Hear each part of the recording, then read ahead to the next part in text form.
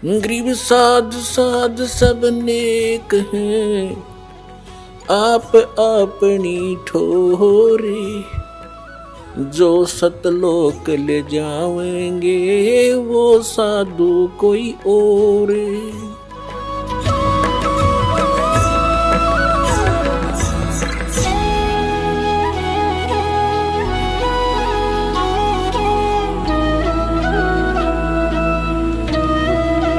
जैसे प्रसंग चल रहा था कि सबको मालूम है, ये तो सभी मानते हैं कि भाई बुरे का फल बुरा ही होता है, लेकिन डर निकल गया हमारा।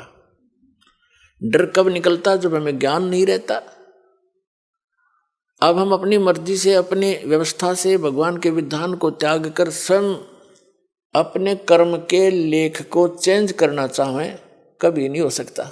जिस समय कंस ने अपनी बहन देवकी का विवाह श्री वासुदेव जी से किया, श्री कृष्ण जी के माता पिता थे वो, और कंस उनका मामा था, तो उसने बड़े प्यार से अपनी बहन का विवाह किया और उसको सी ऑफ करने के लिए अपनी नगरी की सीमा तक छोड़कर आते थे। स्वयं रथ को चला रहा था और दोनों उसके बहनोई और बहन रथ के पीछे बैठे थे। रास्ते में आकाशवाणी होगी कि तेरे मारने वाला कंस तेरी बहन की कोख से पैदा होगा, उसका 8वां पुत्र तेरी मृत्यु का कारण बनेगा। अब देख अकल की कमी है। एक तरफ तो कंस ने वह आकाशवाणी साची मान ली कि 8वां पुत्र होगा तेरी बहन का, वो तेरी मौत उसके हाथों है, ये तो अटल मान ली उसने सच्ची होगी। फिर जो सच्ची मानी तो उसने फिर उसको बदलने के तरीके अपनी सोच से अपनाए, अज्ञानियों की सलाह से। वहीं से रथ को वापस मोड़ लाया और उनको दोनों को मारने लगा। अब अपनी मौत तो इतनी प्यारी, और बहन और दामाद उस बनोई की मौत उसने कुछ भी ना समझी, अकल के हीन ने। तब उन दोनों ने प्रार्थना की कि भाई, उसकी बहन कहने लगी भाई मुझे मारे ना, क्यों बहन भाई का लगाव न्यारा ही होता है। भले ही वो इस बात को सोच रहा था, फिर भी बहन की इस पुकार को पर उसने जोर देना पड़ा। कुछ रजा मालिक की थी कि तू ऐसा कर, हमें मारा मत, हमने यहां नजर बंद कर ले दोनों को, जितनी भी संतान होगी हम तुझे दे देंगे, तो जो चाह वो कर लिए भाई। तो उसने सब सोच ली, ठीक है मेरी 7वीं संतान 8वीं तक तो मार दूंगा, 8वीं के बाद होगा इनके भाग की। उसने यहां तक सोच ली, तो उनको रख लिया। चल बहन को मारने का भी पाप बच गया। फिर लग गया नवजात शिशुओं को मारने। दुष्ट ने 9 मार दिए, 8-7 मार लिए, और 8वें को मारने लगा। वो आकाश में उड़कर चली गई, जबकि लड़का कहा था वह लड़की थी। बुद्धि फिर भी ना काम करी।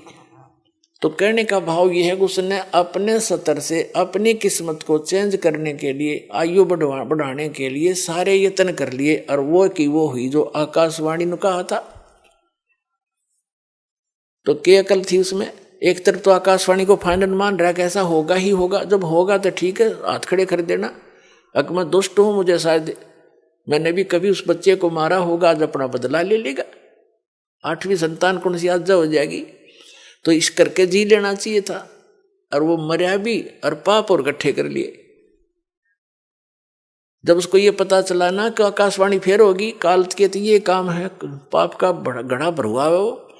जब श्री कृष्ण जी का जन्म हुआ जेल में, और उसे लेकर उसका पिता दूसरे स्थान पर अपने मित्र के यहाँ छोड़ आया, वहां से नवजात उत्पन्न लड़की को वापस लाकर वहां रख दिया। तब आकाशवाणी हुई कि तेरे मारने वाला पैदा हो चुका है, लेकिन जेल से बाहर। अब उसने सोचा भी आसपास के नगर के जितने भी उसके राज्य में नवजात शिशु थे, 1 दिन का, 2 दिन का, 10 दिन का, महीने के, 6 महीने के, साल के, 2 वर्ष के, 5 वर्ष तक के बालकों को सबको मरवा दिया दुष्ट ने, एक अपनी जान बचाने के लिए। ये है अकल के कमजोर, अकलहीन, ये अकल लूने, पाप का घड़ा भर लिया और मर के मान्या, मृत्यु हुई जो कि तो जो बोला गया था। तो जब तक हम इसका समाधान, जैसे कोई धनी बनने के लिए जब तक इसका अपने किस्मत को बदलने का समाधान हम अपने तरीके से अपनाएंगे, वो हानि ही हानि होगी, लाभ नहीं हो सकता। और उसके चेंज करने की विधि बता रखी है कि मासा घटे न तिल बधे, विध ना लिखे जो लेख, और साचा सतगुरु मेट के ऊपर मार दे मेघ। परम संत की शरण में, कबीर परमात्मा के बच्चे की शरण में आने के बाद फिर ये प्रारब्ध कर्म वो बदल सकता है, सारे इतिहास चेंज कर सकता है। वो समर्थ है। समर्थ किसे कहते हैं? फिर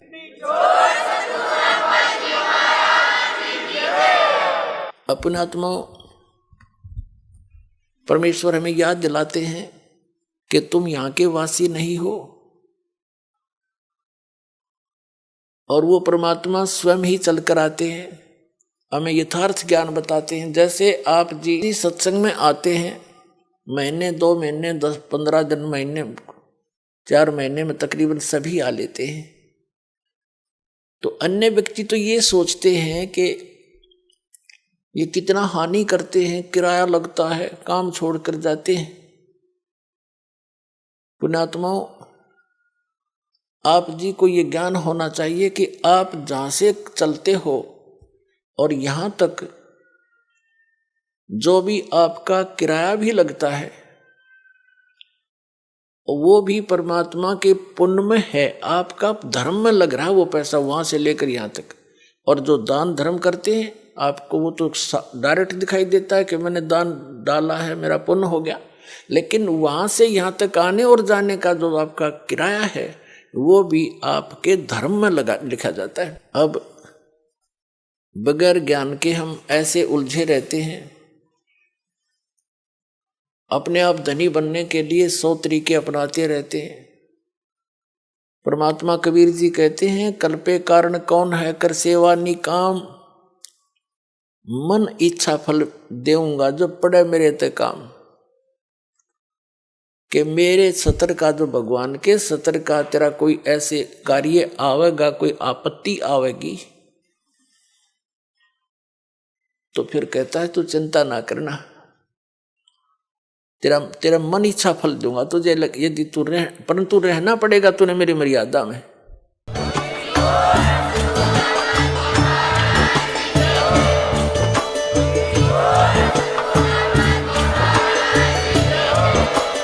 आप सुन रहे थे जगत गुरु तत्वदर्शी संत रामपाल जी महाराज जी के मंगल प्रवचन। अधिक जानकारी के लिए विजिट कीजिए हमारी वेबसाइट www.jagatgururampalji.org। संत रामपाल जी महाराज जी के शुभ आशीर्वाद से पूरे विश्व भर में 500 से भी ज्यादा नाम दीक्षा केंद्र हैं, जिन पर संत रामपाल जी महाराज जी द्वारा ऑनलाइन निःशुल्क नाम दीक्षा दी जा रही है। अपने नजदीकी नाम दीक्षा केंद्र का पता करने के लिए संपर्क करें 8222880541।